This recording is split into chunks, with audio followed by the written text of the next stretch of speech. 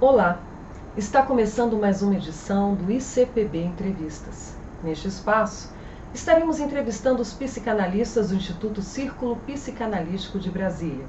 Conheceremos quem são, suas pesquisas e muito mais. O tema de hoje é as expressões do inconsciente. E nós iremos entrevistar o psicanalista Tony Peter Floriano. O Tony, ele é membro permanente do Instituto Círculo Psicanalítico de Brasília, membro do grupo de pesquisa Ser Psicanalista, o Sujeito e o Ato, e é psicanalista clínico há 13 anos. Tony, seja bem-vindo. Obrigado, Gabriela. É uma satisfação estar aqui, participar desse projeto, e então eu só tenho a agradecer. Tony, nós vamos começar com um texto, uma reflexão. Dizem que se um homem sofresse de luto, jamais cuidaria de seus filhos como uma mulher. Dizem que homens não choram. Dizem que o homem não se preocupa com seus filhos como uma mulher. Dizem que homem só pensa nele. Mas dizem muitas coisas sobre o homem. Acredito que quando o ser humano é tocado pelo afeto, o seu amor não pode ser medido por palavras e dizeres. O homem e a mulher não podem ser medidos pelo que dizem. O humano deve ser medido pelo que faz ou não. Quanto ao que dizem, dizem muitas coisas. Tony, o que te motivou na escolha desse tema? Sim, essa pergunta é interessante, Gabriela, porque eu acho que a minha escolha, ela seguiu um caminho que é bem comum entre os psicanalistas. Ou seja, eu fui beneficiado pela terapia. Então eu tive na minha juventude já experiências, primeiro com a terapia em grupo, depois com a terapia da psicodinâmica, depois com a terapia comportamental e depois com a própria terapia psicanalítica. Isso me ajudou muito em várias fases e várias formas, tanto que hoje eu sou uma pessoa que acho que todas as terapias, todas entre aspas, né, têm o seu benefício dependendo do momento, do profissional, da pessoa. Porque eu fui beneficiado por isso, né? Até que eu cheguei na psicanálise e eu falei, bom, isso aqui me interessa mais porque ela vai na razão, no porquê, né? E isso me encantou muito. Então eu fui beneficiado por isso e hoje eu gosto de trabalhar com as pessoas, tentando ajudá-las nesse sentido também. Então esse é o meu caminho, isso me motivou. Tony, o que são os sonhos de vigília? Interessante essa pergunta, né? Porque a gente pensa que sonhar é só dormindo, né? Verdade. Mas Freud viu que o processo mental, ele é ativo em todo o tempo e ele trabalha sempre na mesma base. Tanto que para a psicanálise, as doenças mentais, não existe um normal, né? Todos nós trabalhamos em cima da mesma base porque o cérebro é igual. Assim como o coração é igual de qualquer um e funciona do mesmo jeito.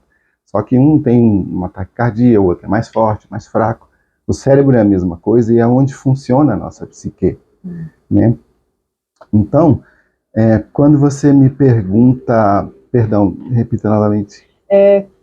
O que são os sonhos de vigília? Isso. O que são os sonhos de vigília é aquele processo onde a gente faz devaneios, onde a gente planeja, onde a gente projeta coisas e ali tem os nossos desejos, a forma como a gente quer atingir esses desejos, né? E muitas vezes a gente realiza desejos e deixa de agir. Isso é um problema até, né?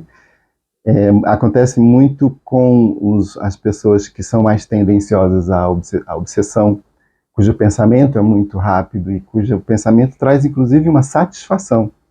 Às vezes a pessoa pensa em fazer algo e ela devaneia, devaneia tanto e se satisfaz até com aquelas ideias que ela deixa a ação um pouco de lado. Então esses seriam, na forma como eu entendo, os sonhos de vigília.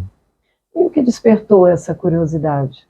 Sobre os sonhos de vigília? Sim, é porque ela trabalha, como eu falei, na mesma base do sonho noturno, do sonho quando a gente está dormindo. Ou seja, há uma forma de você relaxar as resistências, né, de você se permitir algo que você não consegue permitir na realidade.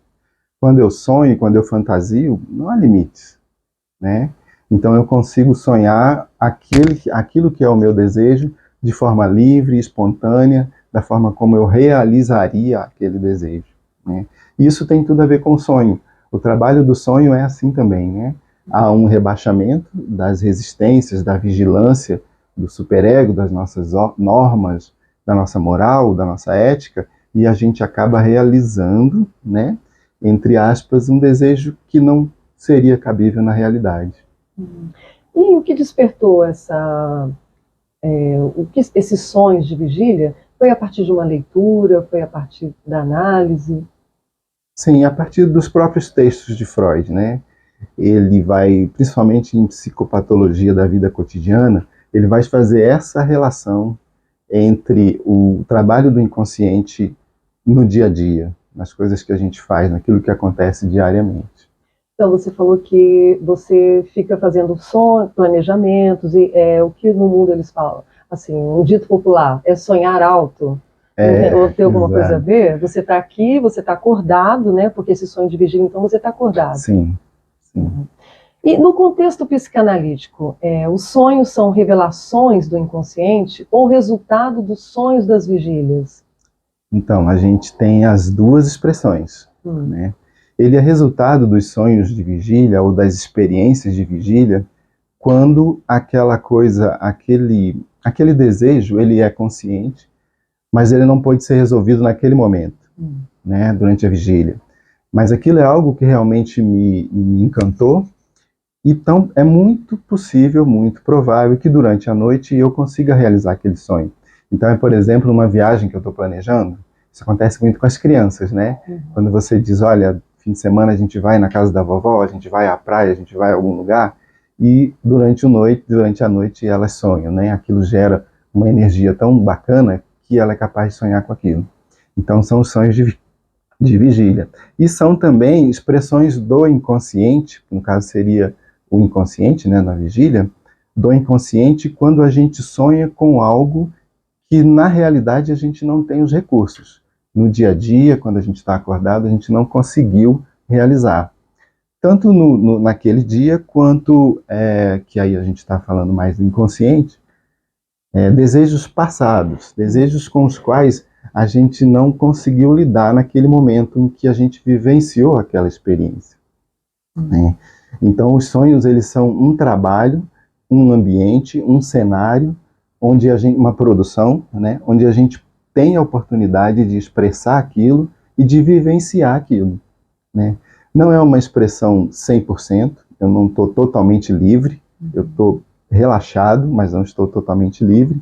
Então os sonhos fazem todo um trabalho para poder dar vazão àquilo que na realidade não é possível. E o que é o ato falho?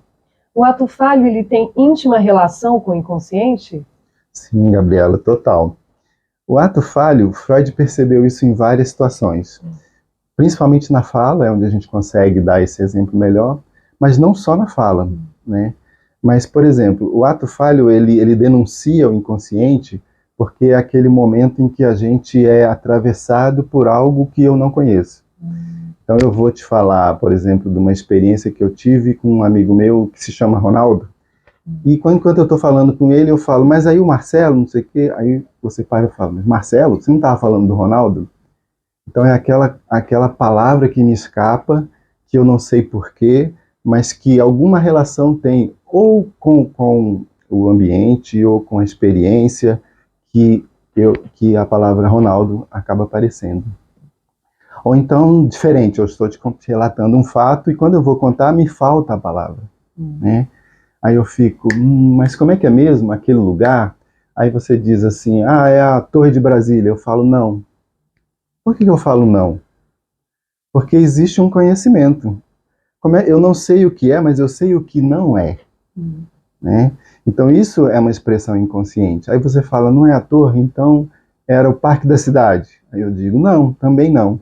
Entendeu? Então você está tentando, e aí a gente já está falando um pouquinho da técnica psicanalítica, interpretar o meu ato falho, e eu estou dizendo, não, não é isso. Ainda não é isso, né? Então é uma coisa que na análise, no setting psicanalítico, a gente vai construir juntos.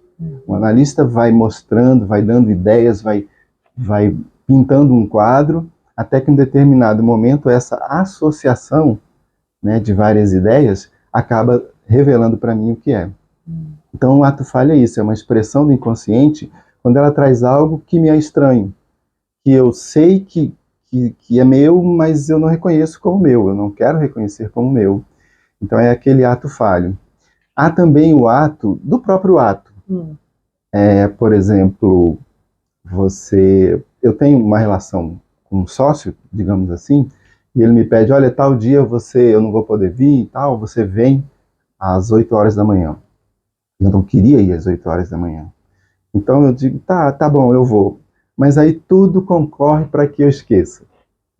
Eu não ponho o celular, o alarme, eu acabo marcando outra coisa. Então isso também é um ato falho.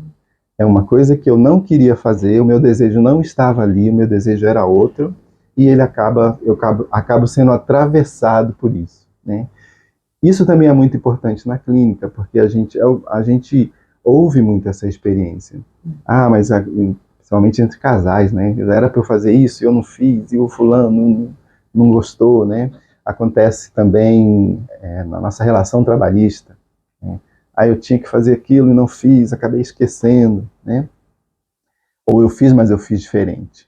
Então são alguma coisa que a gente pode interpretar como ato falho e tentar ajudar o paciente a entender. Então, olha, você não foi nesse dia, você não acordou. Por quê? Será que você queria mesmo ir?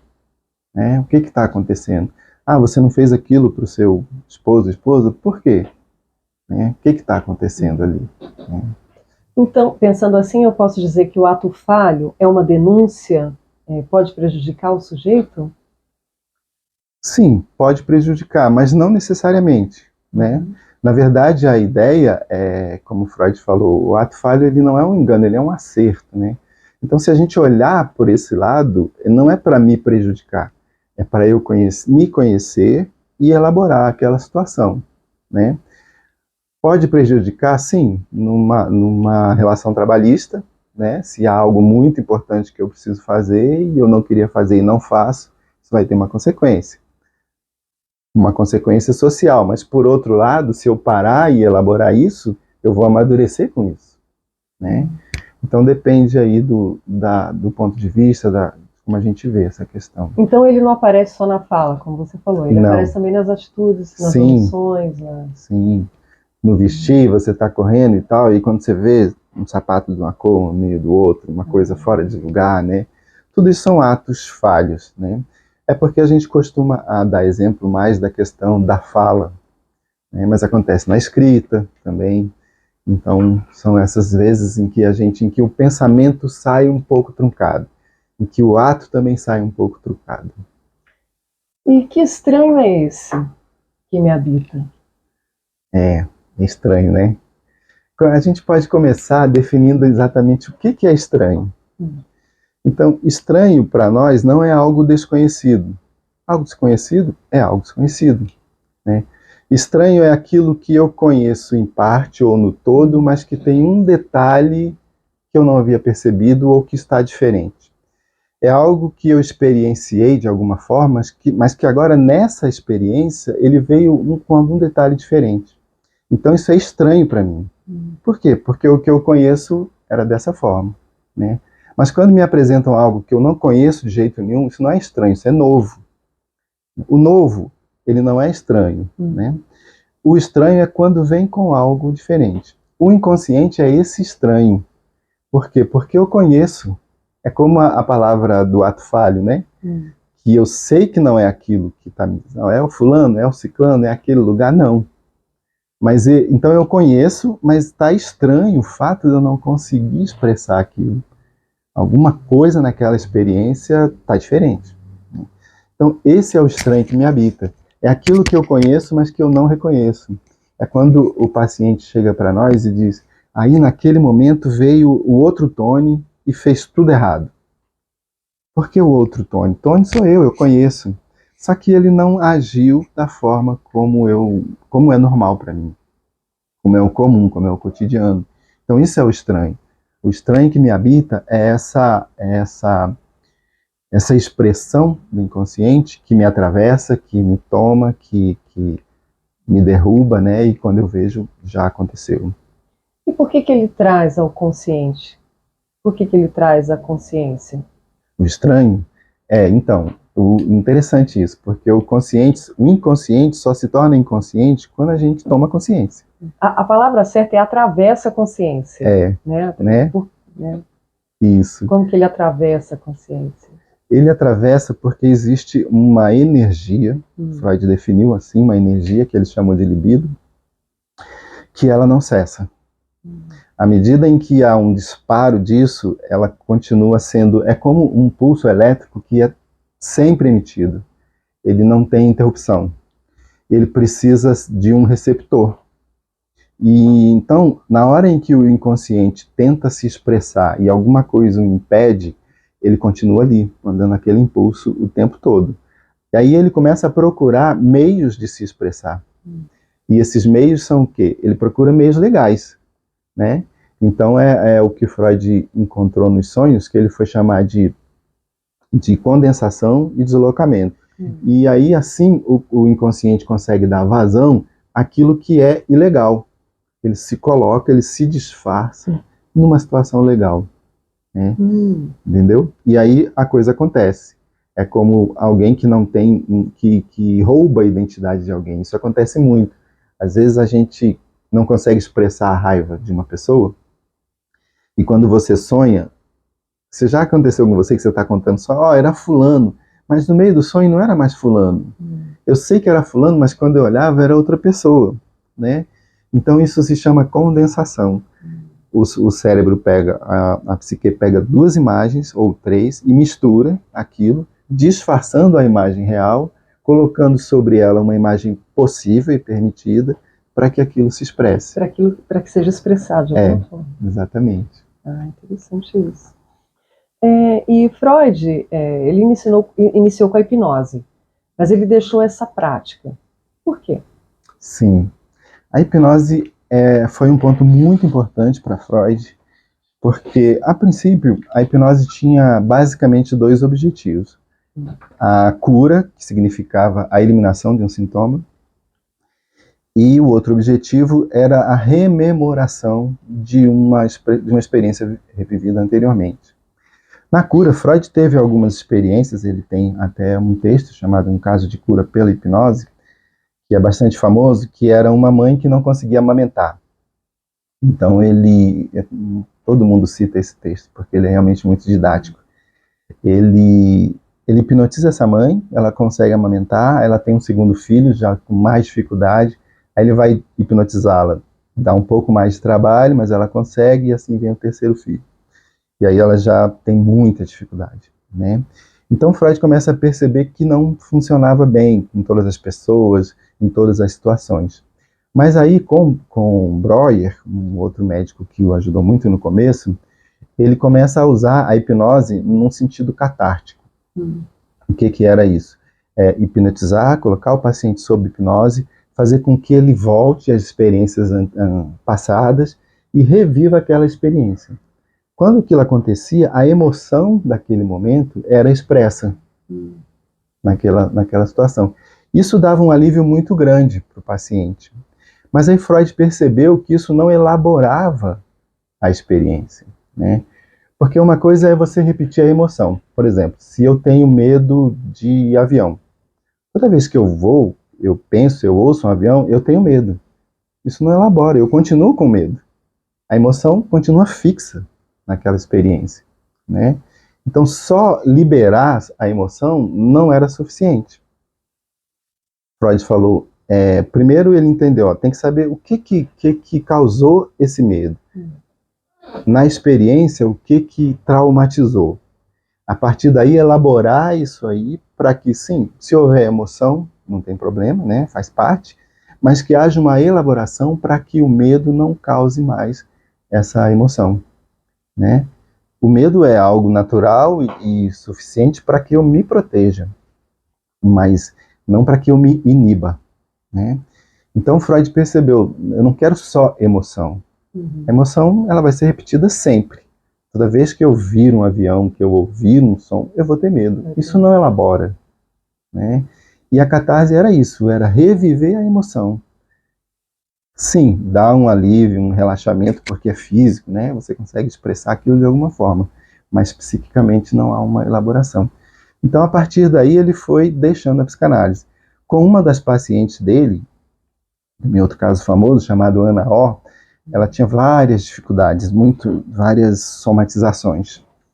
E em determinado momento, enquanto ele não quis que ela não quis que ele a hipnotizasse, ela falou, não, deixa eu falar, eu só quero falar. Ele falou, tá bom.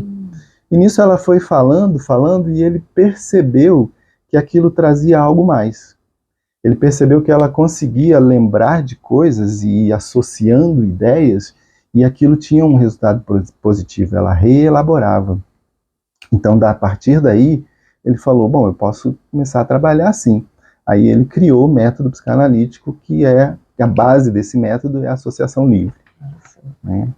Então, ele abandonou a hipnose por isso. A partir dessas questões das próprias experiências e por achar um método que era mais eficiente para ele.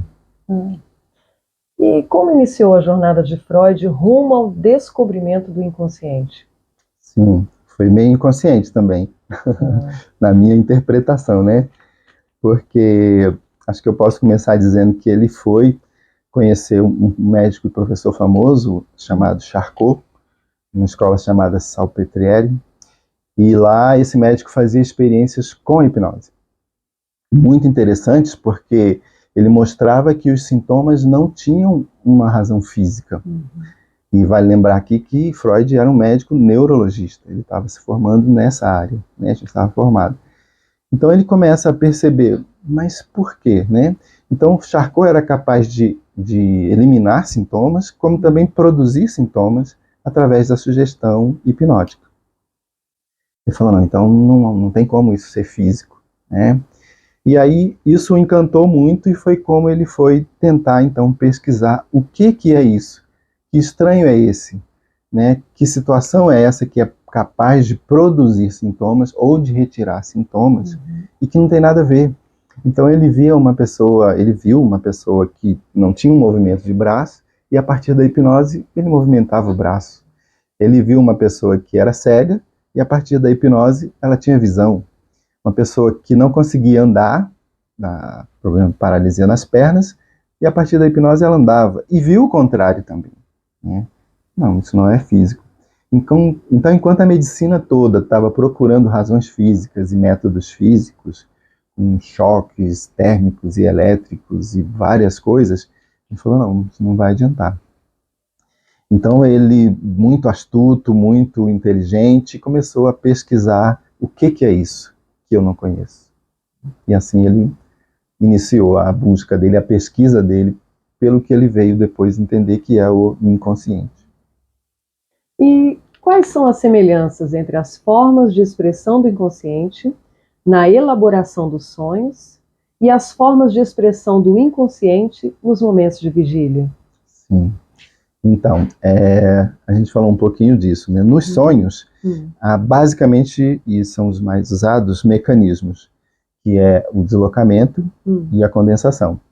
Então, é quando a nossa mente, a nossa psique, junta imagens, isso aí é a condensação, né? Pega várias imagens permitidas e coloca sobre uma imagem não permitida, assim ele disfarça essa imagem, e aí cria-se toda uma elaboração onírica, uma história, onde aquele personagem que está escondido ali, ou aquela situação, é capaz de se expressar.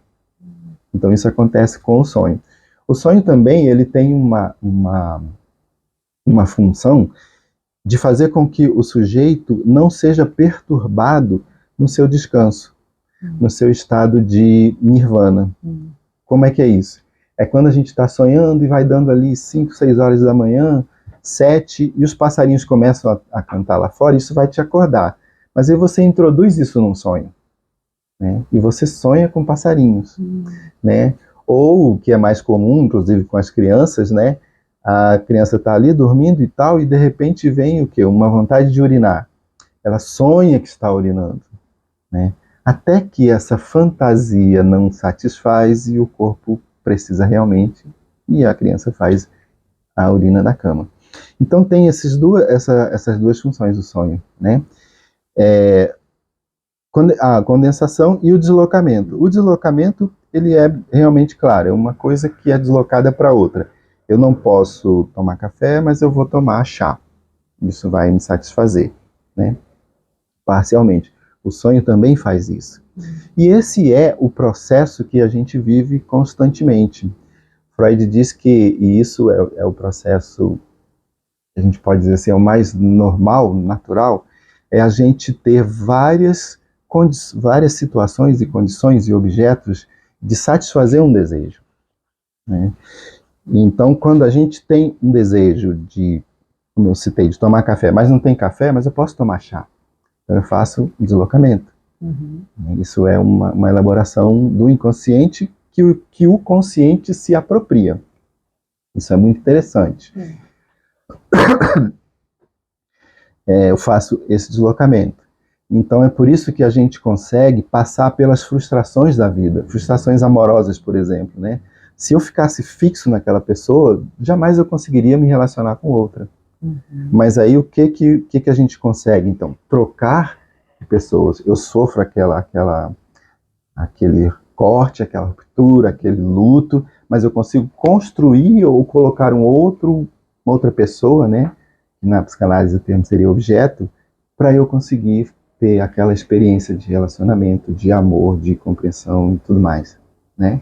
De raiva, de dificuldades, um relacionamento normal. Então isso também é deslocamento. A nossa psique, ela consegue ir fazendo uma cadeia de significantes, de representação. Lacan vai falar como cadeias de significantes, né? Onde isso vai intercambiando. E assim, esse é o processo, digamos assim, mais saudável. Porque a gente, quando se fixa num só significante, num só objeto, numa só pessoa, isso traz dificuldades para nós, né? Então, esse processo, ele é básico tanto no sonho, na elaboração onírica, quanto no dia a dia. É quando eu tenho um sonho de ser arquiteto, uma coisa, e eu começo naquele caminho, mas aí fica muito difícil e eu adio um pouquinho, não, deixa eu primeiro fazer isso aqui, né? Então eu consigo substituir aquilo e vou elaborando assim a nossa vida no dia a dia. E tem algum exemplo de alguma experiência que aconteceu na clínica que você possa compartilhar? Em relação ao dia a dia, sim. Sim, então, o que a gente mais vê é essa questão amorosa mesmo, né? São as pessoas que... É a questão do luto, em todos os sentidos. É a perda do trabalho, é a perda de um ente querido, e a questão amorosa. São pessoas que são situações normais do dia a dia, né? Mas que a gente vai ter que substituir de alguma forma, né? Então, o luto, ele é doentio quando não há essa troca, né? Quando a gente perde um companheiro, não consegue ir adiante, né? Porque, na verdade, não é só o companheiro. O luto envolve todo um projeto de vida, tudo que você já colocou para frente. Você já sonhou com aquela pessoa, já está tudo ali. E, de repente, a coisa vira um pano branco. Você tem a liberdade de refazer tudo, mas isso é complicado também, né? Porque é tudo num momento, num outro momento. Então, às vezes, muitas pessoas se fixam no que estava aqui, mas eu queria isso, eu queria estar com essa pessoa é importante, e assim e tal. É lógico que ela vai sentir a dor da saudade, do amor, da companhia, tudo, né? Mas o processo mais saudável é que se passe por isso e, bom, eu tenho que refazer minha vida. Então, o luto é uma das situações que a gente mais encontra no consultório. Não só o luto do falecimento, mas de todas essas pequenas perdas que a gente vai avançando durante a vida, né? E é possível sair desse estado, um estado petrificado, né? Uhum. Através da elaboração que acontece na terapia. Sim. Verdade? Então é Sim. muito mais fácil você elaborar, atravessar esse caminho e prosseguir. Sim. Né? Sim. E o que seriam os significantes? Os significantes. Esse é um conceito que Lacan traz para a psicanálise, mas ele tem sempre uma referência freudiana, né? Inclusive Lacan diz, olha, sejam lacanianos, eu sou freudiano. Né? Então ele faz, dentro da carreira dele, um que ele chama de um retorno a Freud, porque a psicanálise ela estava ganhando muitas experiências, vamos dizer assim, e muitas influências, né? Então ele começa a perceber aquilo, ele fala, olha, eu vou fazer um retorno a Freud. Quando ele faz isso, ele reelabora algumas coisas, ele aproveita muita coisa do que tinha, mas ele avança em outros, né? E para o significado, ele olha o inconsciente, então, como uma linguagem estruturada. O inconsciente é estruturado como uma linguagem. Ele parte, então, da própria experiência, né? De ser um linguista e tal. Freud já dizia que a nossa mente, a gente tem o representante palavra e o representante coisa. Freud já dizia que a terapia se faz na palavra. Então tudo isso foi fácil para Lacan associar com a questão linguística. Ele tinha acabado de fazer um curso, se não me engano. E aí ele vai dizer então que a nossa psique, ela tem significantes. E tem significado e tem símbolo. O símbolo é aquela coisa que sim, ele suscita um significado, pelo menos um, que está fixo a ele.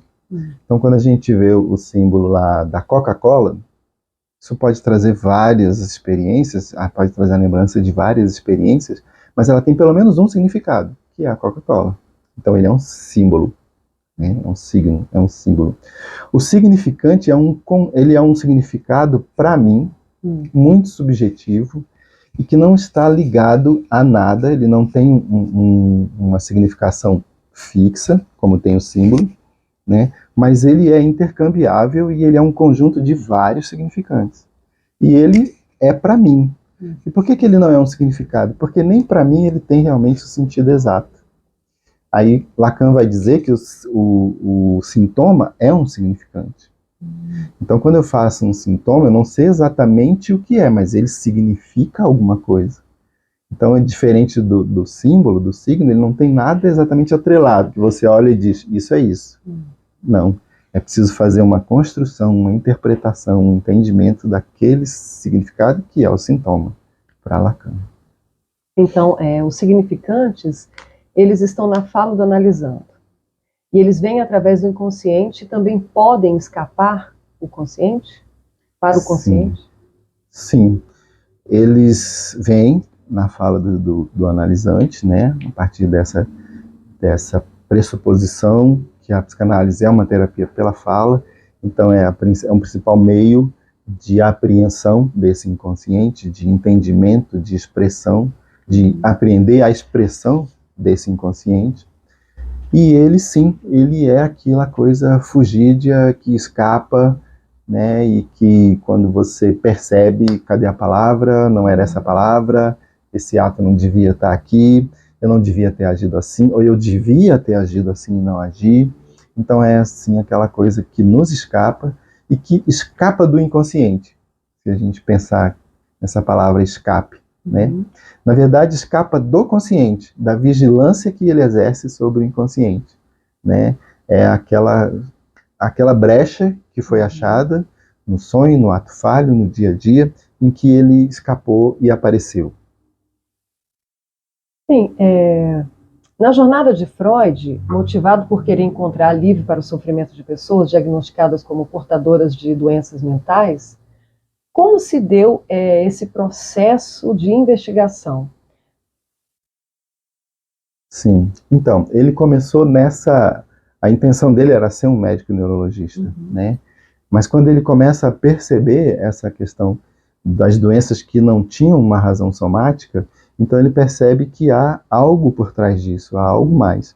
que não havia sido explorado ainda, né? Que não havia ainda sido definido um método de como chegar a isso. Muitas pessoas nem sabiam que isso existe, né? A filosofia já falava dessas coisas, mas no âmbito médico, na ciência, não. A psicologia, ela estava surgindo ali junto com Freud também, em 1800 e pouco, ainda estava incipiente, e também estava estudando processos conscientes, né? Ela sabia que existia algo inconsciente, mas ó, eu não vou mexer com isso agora. Eu vou partir por aqui, né? E Freud, então, ele percebe, não, eu quero saber exatamente o que é isso. E aí ele começa as investigações dele e ele começa a ter bons resultados com a aplicação das técnicas, em todas elas, né? Mesmo na hipnose ele teve algum sucesso, na catarse teve algum sucesso, e aí ele começou a perceber que é possível, então, tratar esse inconsciente, e a partir daí a elaboração dele foi procurar um método melhor, mais eficiente, para tratar esse inconsciente, para acessar esse inconsciente, né? Mas a motivação dele foi realmente esse estranho, essa surpresa, né? O que é isso? Que causa um sintoma, mas não tem, não tem explicação. E Freud disse, em certo momento, posso dizer que não sou um especialista em arte, apenas um leigo. Entretanto, as obras de arte exercem um efeito poderoso sobre mim. Como Freud sistematizou a teoria psicanalítica? E o conhecimento de Freud e a sua aguçada percepção foram influenciados pelas obras de arte? Eu não saberia dizer se houve uma influência da obra de arte em si, mas Freud percebeu que a obra de arte é uma expressão do inconsciente. Freud vai dizer que a gente consegue sublimar um desejo, né? Que é aquela coisa de trocar os objetos dos significantes. Então é possível essa pulsão que eu falei, que fica o tempo todo mandando um impulso, ao invés de direcioná-la exatamente para aquilo para o qual ela quer ir, eu posso pegar essa energia e transformar em trabalho. Então o trabalho, por exemplo, é uma sublimação da energia, da libido. E a arte faz isso, os artistas fazem isso. E eles fazem com uma característica muito importante, que é colocando emoção ali, né? E isso emociona o outro. A própria palavra catarse vem do grego, uma questão era uma situação onde eles faziam o teatro, e assim eles conseguiam fazer com que as pessoas se identificassem com aqueles personagens e expressassem alguma emoção, né? Era uma catarse, né? Então a arte faz isso.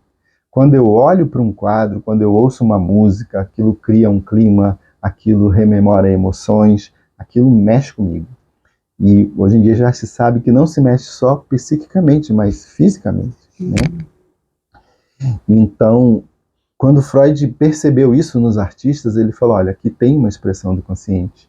E o interessante é que ela vem carregada de emoção e ela toca em mim de uma tal forma que eu também me emociono. E é assim quando a gente vê um filme, a gente ouve uma música, quando a gente lê um livro, uma poesia, né? A arte tem esse poder. Então ela fala muito do inconsciente, né? E Freud percebeu isso e ele conseguiu colocar isso nos textos dele. Interessante. Freud também demonstrou, com o estudo de fenômenos tais como os atos falhos, que o trabalho do inconsciente é observável em momentos de vigília. Quais outras características e o que é observado? Sim. Esse é um desafio que o inconsciente tem o tempo todo. É achar no nosso dia a dia, nos nossos momentos de vigília, uma oportunidade de expressão, né? Uma oportunidade de se livrar das leis morais e éticas que são comuns à sociedade, para que ele possa se expressar, porque o sujeito vive em relação, né? Nós nos tornamos sujeitos na relação com o outro, e isso de certa forma nos limita, e isso de certa forma nos faz humanos, né? A partir do momento em que a gente consegue controlar esses impulsos que não conhecem ética, moral, leis, nada. Simplesmente quer ser expressado, né? E vez ou outra, então, essas leis falham, essa vigilância peca, e o inconsciente consegue, então, dar aquela escapada, aquela expressão. E aí nós temos esses exemplos, né, que a gente acabou de falar, o ato falho, o esquecimento de alguma coisa, aquilo que eu queria. Eu lembro agora, e eu coloquei até no trabalho, né, o apóstolo Paulo, ele dizia, olha, eu não entendo o meu jeito de agir, porque aquilo que eu quero fazer, eu não consigo. E aquilo que eu não quero fazer, eu faço, né? Então isso está no nosso dia a dia, muitas vezes, né? A gente faz coisas que não queria e deixa de fazer aquilo que queria e não consegue explicar por quê, né? É o estranho que me atravessa, que me domina naquele momento e que acaba sendo expresso, e são as expressões do inconsciente. Quais os pontos mais relevantes da teoria psicanalítica? Essa é uma pergunta que tem muita coisa para responder. Eu diria que a teoria psicanalítica ela tem como base, em termos de técnica terapêutica, a associação livre. Uhum. Então essa é a primeira abordagem que a gente tem na clínica, independente do diagnóstico que a gente vai fazer. Aliás, isso vai nos ajudar a fazer um diagnóstico. Aqueles psicanalistas que trabalham com diagnósticos, de uns tempos para cá, os novos psicanalistas têm colocado isso um pouco de lado, da forma como foi estabelecida antes, né? Mas, então, a técnica básica, a gente parte daí, é a associação livre. Né? O paciente entra e ele ali, a gente faz, a gente é meio inconsciente, né? A gente faz assim, olha, aqui não tem regra. Aqui você fala o que quiser, da forma como quiser, na hora que quiser, se quiser. Né?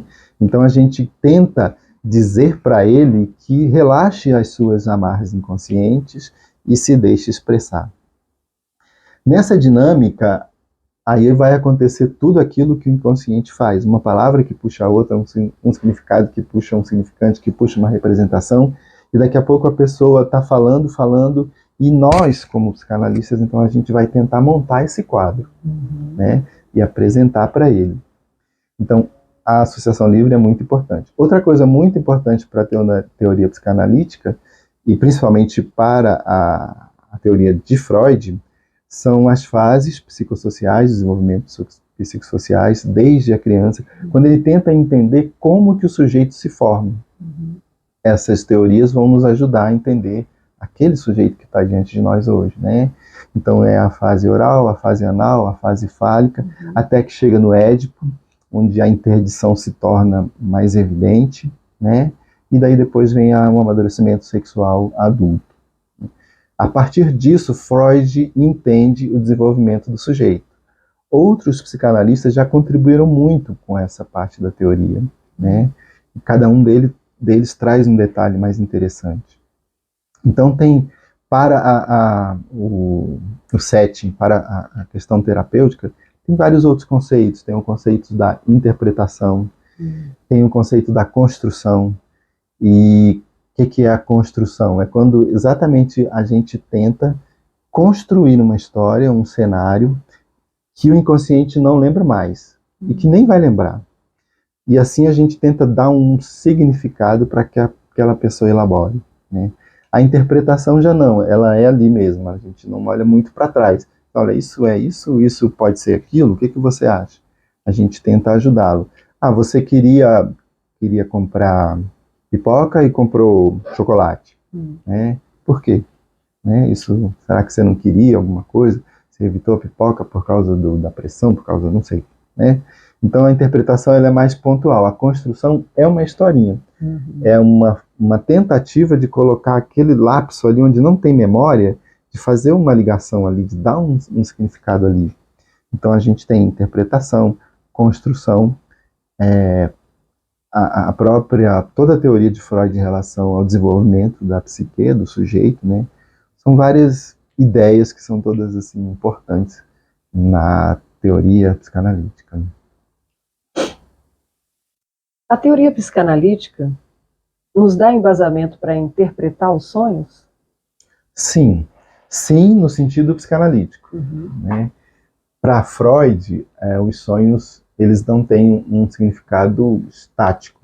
Se você sonha com alguma coisa e o outro sonha é a mesma coisa. Não. Na verdade, quem dá o sentido do sonho é o próprio sonhador. Então, o que a teoria psicanalítica faz é ajudá-lo a entender o que está acontecendo naquele sonho. Então, o psicanalista não sabe interpretar o sonho, mas ele sabe dar caminhos para que o próprio sonhador chegue a um sentido razoável, plausível para aquele sonho. Ajudar a interpretar. Exatamente. Né? No começo, até, Freud tentou fixar alguns símbolos, né? E nessa época ele estava muito ligado na questão da sexualidade, da erogenidade. Então ele fixou alguns símbolos. Olha, isso é aquilo, isso é aquilo. Né?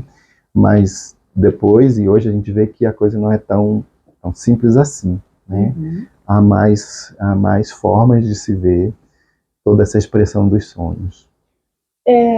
Por que alguns psicanalistas abandonaram a interpretação dos sonhos? O que você acha? Então, essa é uma pergunta que eu também me faço. Porque é um instrumento muito valioso no consultório. Né? É a expressão do inconsciente. Então, falar em abandonar a interpretação dos sonhos é abandonar um fenômeno, um sintoma, uma expressão do inconsciente. Uhum. Né? Isso eu também não entendo. Eu acho que é uma expressão muito valiosa, que traz muito resultado e que, sim, deve ser usada. Agora, sim, não é a única coisa. Talvez alguns tenham abandonado porque o paciente ele tenta nos enganar, ele tenta nos ludibriar, ele tenta nos controlar a sessão e a gente em si, né? Então, muitas vezes, se você paciente mostra para a pessoa que aquilo é muito importante, ele começa a produzir sonhos um atrás do outro e aquilo pode virar resistência, porque nenhum sonho vai ser exatamente elaborado ou ressignificado. Eu sonhei com isso, eu sonhei de novo, eu sonhei de novo. Aquilo pode virar, por exemplo, um presente para o analista, uma transferência. Olha, ele gosta que eu sonhe e tal. E inconscientemente ele começa a produzir sonhos. Né? Mas isso é uma situação que não acontece só com o sonho. Então o analista ele tem que saber lidar com essas coisas. Né? Ele tem que perceber quando que o analisando está tentando controlar o processo analítico. Não é só através dos sonhos, né? Tem várias outras artimanhas. Então, quando você me pergunta por que alguns analistas abandonaram a interpretação dos sonhos, eu só posso pensar que pode ser por alguma dificuldade nesse instrumento. Mas eu penso que, teoricamente, não deveria ser assim, né? Porque é uma expressão do inconsciente. Alguma coisa está dita, está colocada ali que precisa ser melhor entendida. E pensando assim, eu posso dizer que o sonho pode ser uma realização do desejo mais reprimido também? Sim, sim. O sonho tem isso, né? É aquele momento em que a vigilância é diminuída e aquele desejo mais reprimido, como todos... Eu não sei se existe um desejo mais reprimido, porque a repressão está ali. Repressão. Exatamente. Então ele vem, né, tentando achar uma brecha, um lugar para ele poder se expressar de alguma forma. E Freud sonhava? Freud sonhava. O que representava para ele os seus próprios sonhos? Ele interpretava eles? Sim. Uma das coisas que Freud fez foi o que ele chamou de autoanálise. Né? E nisso ele interpretou sonhos. Ele sonhava com o pai, com a mãe, ele teve várias dificuldades assim. E a partir daí também ele começou a perceber, então, o valor dos sonhos, né, com o próprio sonho. Ele fez o que se chama de autoanálise, que hoje é muito controverso em relação ao que os psicanalistas pensam disso, né, porque a análise envolve, que é outro conceito importante, a transferência. E como é que eu faço transferência comigo mesmo? Né? A análise envolve resistência. Como é que eu identifico as minhas próprias resistências para sobrepô-las? Então, a autoanálise ela é tida hoje como algo técnico que só aconteceu com Freud porque não tinha ninguém para analisá-lo. Porque ele estava descobrindo esse método, não tinha como, né? Então, teoricamente, algumas pessoas... Isso é meio controverso, né? Alguns dizem, não, existe uma autoanálise. Até um certo ponto você consegue fazer. Mas outros são mais ortodoxos, vão dizer, não, não existe. A análise só existiu uma vez com Freud, o pai da psicanálise, porque ele estava descobrindo a forma de terapêutica, né? Mas ele sonhava. Ele sonhava. Sim. E como interpretar os sonhos sexuais? Aliás, Gabriela, essa é uma pergunta muito interessante, porque traz para essa questão da psicanálise essa coisa da sexualidade que foi muito difícil para Freud resolver isso, né? Os sonhos, os sonhos sexuais, vamos dizer assim, onde a gente se vê numa relação sexual, são também desejos. Quais desejos sexuais? Normalmente de vigílias, mas também pode ser um desejo reprimido, né? Então, o que acontece muito na experiência que a gente tem quando a gente relata um sonho é que aquele parceiro sexual normalmente é alguém que não está acessível. Então, mostra um desejo que não pode ser realizado, né, no dia a dia, ou que ainda não pôde, né? Tá sendo construído um caminho para isso, né? Então, normalmente é isso. E como o sonho faz, muitas vezes, olha, eu sonhei com a fulana, mas se há alguém nesse dia a dia dessa pessoa, onde a relação sexual é permitida, em algum momento isso aparece. Ele diz, olha, era fulana, mas não era. Tinha alguma coisa, mas não tinha, né? Esse deslocamento, essa condensação, acontece em todos os sonhos. Então, os sonhos de desejos sexuais são sonhos de desejos sexuais, né? Da vigília, ou pode ser algo realmente passado e reprimido. Né? Mas, com certeza, é alguma relação que não está acessível, ou no presente, ou no passado. Não está acessível ainda, talvez esteja num processo, né? Como eu citei da criança que quer viajar para tal lugar e ela fica sonhando com aquilo. Então a pessoa está num processo de conquista, de namoro e tal, e ele já começa a sonhar com a relação sexual. É possível também. E por que Freud caminhou com a sua teoria dentro da sexualidade? Sim, esse foi um grande problema para Freud. E isso acontece porque ele percebeu, isso aí já é uma interpretação minha, tá? Mas na época dele as crianças eram assexuadas, né? E ele começou a perceber que existia sexualidade na criança, né? O aparelho sexual para Freud é um aparelho que, a princípio, ele diz assim, olha, isso é definido por uma experiência de prazer ou desprazer. Aí ele vai dizer assim, a criança, quando ela nasce, ela não tem significantes, não tem conhecimento de nada. Então ela vai ter só prazer e desprazer, que é tudo físico até então, né? A gente poderia até falar antes em conforto ou desconforto, que prazer já é psíquico, né? Mas quando ele elabora, ele diz assim, olha, é o princípio do prazer, isso me dá prazer ou não. Né? A partir do que só é físico, é confortável ou não. Então, quando Freud fala da sexualidade, ele está falando de tudo que dá prazer é sexual. E tudo que dá satisfação é sexual. Mas ele não está falando exatamente do erógeno ou do genital. Só que como ele seguia, acho que até por ser médico, ele constrói tudo isso a partir do físico, né? Ele até tem um documento grande, que é um projeto para a psicologia científica, que ele tenta relacionar toda a psique de forma física. Ele tinha muita resistência com os médicos, com tudo. Ele falou, eu vou provar para vocês que isso aqui não é fantasia só. Então ele tenta fazer isso, né? E aí ele começa a elaborar essas coisas e ele vê que a sexualidade, ela permeia toda a vida do sujeito. Na verdade, a sexualidade permeia, aqui já é uma elaboração minha, né? Toda a natureza. Alguém já disse, a gente nasce, cresce, reproduz e morre, né? Se a gente pega uma planta, uma bananeira, ela nasce, cresce, dá sementes, morre e assim vai. Então, o objetivo de cada indivíduo na natureza é manter a espécie, ou seja, é a sexualidade, seja ela sexuada ou não, né? As mitoses e meioses dos seres unicelulares. Então, Freud percebeu isso. Olha, a gente existe para o sexo. mas não exatamente nessa visão vulgar, eu só quero sexo, não, né? Mas a gente existe para a nossa própria reprodução e para a reprodução da espécie e a permanência disso. Então é por isso que eu me junto com o outro quando a natureza é muito hostil a mim e eu preciso de ajuda. A gente vai buscar esses recursos e ir contra a natureza, e a gente cria sociedades, e a gente cria grupos, porque a gente quer se autopreservar. Então, nesse sentido, tudo para Freud é sexual, porque é esse o maior prazer, é manter a vida, a minha e a do outro. E isso passa pela sexualidade, pela reprodução, pelo genital.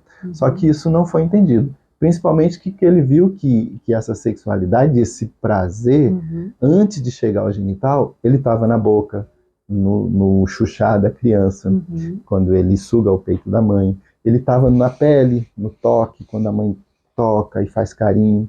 Ele estava no olhar carinhoso, caridoso, calidoso, né? Então, ele chega a dizer que todo o corpo é erógeno. E de fato é. Uma relação sexual adulta envolve todo o corpo, inclusive a audição. Audição, visão, toque, cheiro, tudo, né? Então, tudo isso traz prazer, traz satisfação. E por isso o Freud ficou muito ligado nessa energia que ele chamou de libido e que ele falou, olha, é sexual. Mas não que é exatamente erógena, mas é porque dá prazer. Então a criança pequena tem prazer quando ela suga. Ela tem prazer quando aí ele pensou, o prazer anal. Por quê? Porque ela tem, aí ela já começa, ela está em relação, né? A mãe diz, olha, você, a mãe, o pai, o cuidador, você precisa ir ao banheiro para fazer o cocôzinho lá. Então ele começa a ter controle de si próprio. Isso dá prazer. E numa visão mais ampla, ele tem controle do outro, porque ele pode fazer ou não. Então eu posso perturbar o outro se eu quiser fazer aqui mesmo, ou posso obedecê-lo.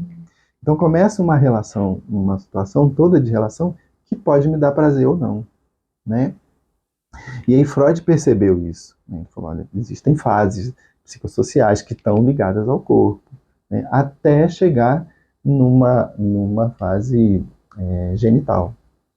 O ser humano é um dos poucos animais mamíferos que tem uma pausa nesse desenvolvimento, né?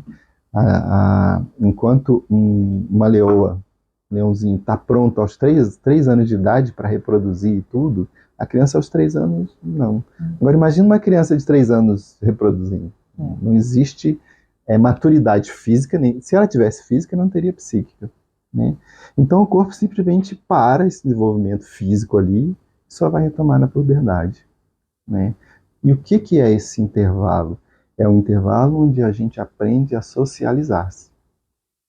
Isso faz parte da nossa espécie, né? Quando isso está pronto, aí o indivíduo está pronto. O menino está pronto, a menina vira moça, o rapaz vira homem, fisicamente falando. Mas socialmente ainda tem muita coisa a ser aprendida, né? Tony, pensando como você falou sobre a sexualidade, o Ocidente tem resistência em relação à sexualidade e o que Freud percebeu? Sim. A sexualidade, ela tem suas regras e isso gera tabus em qualquer sociedade, né? Não só na questão do Ocidente. Na questão do Ocidente, a gente tem os nossos fatores, a religiosidade, as tradições que geram essa resistência, né? Na época de Freud, além disso, existia ainda uma ignorância sobre o corpo da criança, no sentido dela ter algo de sexual ali. Então ignorava-se ou reprimia-se com muita força a masturbação da criança, né? É impossível dizer que isso não era observado, porque isso é natural na criança. Mas devido à grande resistência, isso era muito reprimido e a ciência nunca parou para estudar. Vamos deixar que a religião, a moral, a ética cuide disso, né?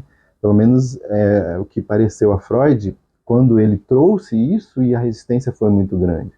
Não, é impossível, uma criança não tem isso, né? O problema das questões psíquicas é quando a gente coloca exatamente esse peso moral. Então, por exemplo, se a gente fala hoje que é uma fase do desenvolvimento psíquico, né? O narcisismo, a gente já pula para o narciso, para a pessoa que é narcisista. E não é isso que Freud quis dizer, né? Quando a gente fala na neurose, a pessoa pensa, esse cara é louco, né? Quando a gente pensa na própria psicose, né? Essa pessoa é louca. Na perversão, esse cara é perverso. E não é isso, não tem essa questão moral. É um modo de estar em relação com o outro. Essas estruturas clínicas, né, que a gente cita. Então, a psicanálise, ela não olha o indivíduo a partir dessa moralidade. Isso tem vantagens e traz dificuldades também em relação às instituições que a gente tem na sociedade. E Freud teve exatamente isso. Quando ele disse que a criança tinha sexualidade, ele não estava moralizando a coisa. Ele estava só constatando um fato, né? Mas ele não foi entendido assim, porque as pessoas, a sociedade não entendia isso. Falar em sexualidade era falar em relação sexual, sempre. Né? O que vinha de cara era isso. Então ele teve, sim, muita resistência, foi um ponto difícil para ele. Até hoje as pessoas, alguns pensam, mas para Freud tudo é sexual. É difícil explicar que esse sexual quer dizer prazer, e não exatamente a genitalidade. E, Tony, em sua opinião, quem foi Sigmund Freud? Isso é legal. Para mim, esse cara foi um gênio, né? Alguém que na sua época, assim, percebeu essa questão, né? Que não fugiu do problema, né? Ele não era acomodado, ele podia se acomodar. Não, tá todo mundo vendo isso, mas eu vou continuar por aqui. Né? Mas não, muito curioso, muito astuto, muito inteligente, ele foi, então, estudar isso que me incomodava, né? Por que isso, né? Que coisa é essa, né? Isso acontece comigo. Né? Ele foi ver nos sonhos e as inquietações que ele tinha, as dificuldades de relação familiar. Né? Ele falou, isso acontece comigo, eu não vou ignorar isso, né? Então, eu vejo como uma pessoa que foi realmente muito capaz, corajosa, inteligente, determinado, né? Ele tinha um objetivo e ele seguiu aquilo. Os textos de Freud mostram também uma pessoa muito sincera. Por várias vezes ele falou, olha, isso aqui eu consigo reelaborar dessa forma. Não era só isso que eu via, eu consigo fazer de novo.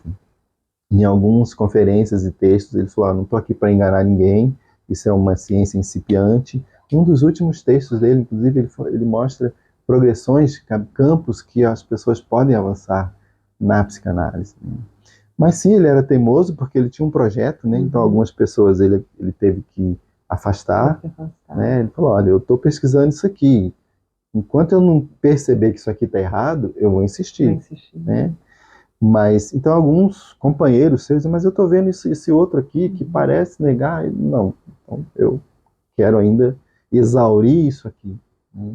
Então uma pessoa muito determinada, obstinada, e soube aproveitar conhecimentos de várias áreas para construir o seu próprio conhecimento.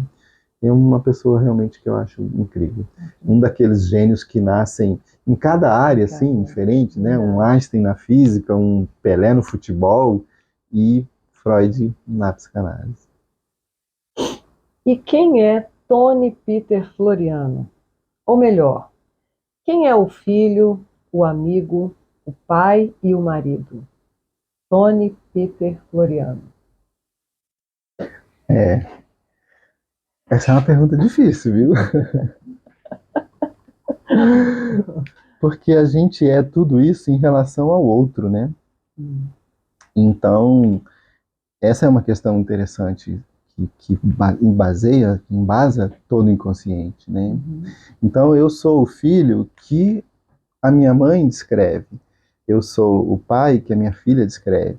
Eu sou o marido que a minha esposa descreve. E que muitas vezes, quando a gente vai confrontar essas identidades, essas definições, elas não batem. Né? Às vezes você pensa, eu penso, puxa, mas eu sou um bom marido. Mais ou menos, né? Minha mãe tinha um ditado que dizia assim, né? Quem não conhece que te compra. É um ditado antigo, né? Ou ela dizia, alguém me disse, não, você só conhece a pessoa depois que come 1 quilo de sal. Verdade. Mas para você comer 1 quilo de sal demora, né? Porque você usa tão pouquinho, né? E isso é muito interessante, essa pergunta de quem somos nós, porque, sim, não é falsa a imagem que a gente tem da gente mesmo, da gente mesmo, mas ela é incompleta, porque ela tem a visão só do que nós somos, né?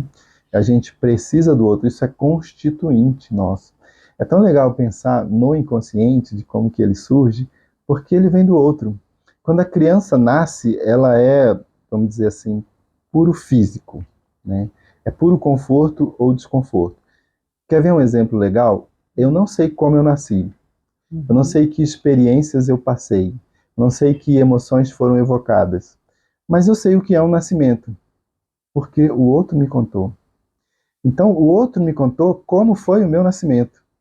E eu aceito aquilo. Olha que coisa interessante, né? Se alguém me disser como é que você nasceu, eu vou contar, não é a minha experiência, porque isso está no inconsciente. Porque isso aconteceu no momento em que eu não tinha maturidade psíquica para significar aquilo. Então, aquilo foi vivido fisicamente, vamos dizer assim, numa consciência motora, né? Gerou experiências que estão lá, mas que eu jamais vou acessar. O inconsciente é isso. Eu jamais consigo acessar aquilo. Mas à medida em que o outro me conta experiências, eu ressignifico isso para mim, né? Então eu sei como eu nasci, mas pela minha experiência, não. Pela lembrança, também não. Também não, pela experiência do outro. E a gente é constituído assim, à medida em que a criança cresce, a experiência do outro é que nos é passada. A pessoa diz, olha, isso é isso. Você está sentindo raiva, você está sentindo alegria, você está com fome, você está triste. Eu sei de mim a partir da experiência do outro, né?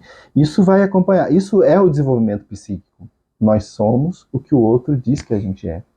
Até o momento em que são tantos outros e que a gente começa a compilar algo nosso, né? A partir desse, daquele, né? Por exemplo, se eu vir vários, usando o exemplo ainda do parto, né? Eu vejo um parto de cócoras, um parto prematuro, um parto cesárea, um parto normal, são várias experiências, né? Não, alguém me falou que foi normal ou que foi cesárea. E a partir dessas várias experiências eu construo a minha. Mas eu tenho lembrança disso? Jamais. Eu consigo acessar alguma coisa disso? Nunca. Isso é o inconsciente, né? Então, o trabalho todo que a gente tem é para descobrir o que nós somos, é partindo do outro. Aí o outro diz, aí eu me adapto, me acomodo, eu aceito ou não. Então eu sou o pai que as minhas filhas dizem e a ideia que eu tenho. Eu tento compilar isso, muitas vezes. Às vezes eu fico aquém do que elas dizem, às vezes eu acho que foi legal, às vezes eu acho que foi além, né? Eu sou o esposo que a minha esposa diz que eu sou. Né? Eu sou o funcionário que o meu chefe diz que eu sou. Agora, em tudo isso eu preciso ter um olhar crítico, né? De mim mesmo. Porque eu não posso ficar alienado na imagem do outro. Né? Você é assim, não, eu sou, tá? Não. Será? Vamos analisar, vamos tentar ver se eu concordo com isso ou não, né? E daí vem todas as angústias e neuroses. É isso que eu ia falar, e já gera, né? Né? Na expectativa de ter uma percepção diferente. E eu posso dizer que eu me percebo no olhar do outro. Sim. Né? Eu me percebo no olhar do outro, mas eu tenho a minha própria percepção. Sim. A partir da maturidade, a gente consegue ter uma própria percepção de nós mesmos, né? Porque a criança ela está totalmente alienada no que o outro diz, na percepção do outro. À medida em que ele amadurece, ele consegue construir uma imagem própria e ele consegue aceitar ou não um desenvolvimento saudável, né, vamos dizer assim. Ele consegue aceitar ou não, adaptar-se ou não, né? Porque aquela pessoa também que não aceita nada do outro, ela tem problemas também, né? Porque aí ela que foi constituída pelo outro desde criança, como eu botei o exemplo do nascimento, acha que agora ela sabe tudo, né, sobre si mesma e não precisa do outro. Isso é um problema. Da mesma forma, se ela continua naquele modo infantil, não, eu sempre preciso do outro, o outro tem que dizer o que eu sou, o que eu faço, não, e também tem muita angústia, é muito complicado, né?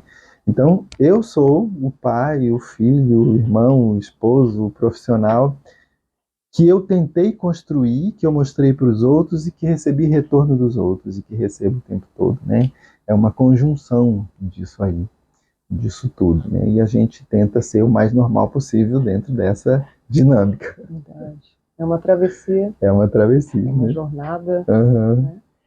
Tony, eu queria te agradecer pela entrevista, por você compartilhar seu conhecimento, suas experiências. Gostei muito. Queria te entregar uma lembrança do Instituto. Opa! E deixar para você falar, se você tiver.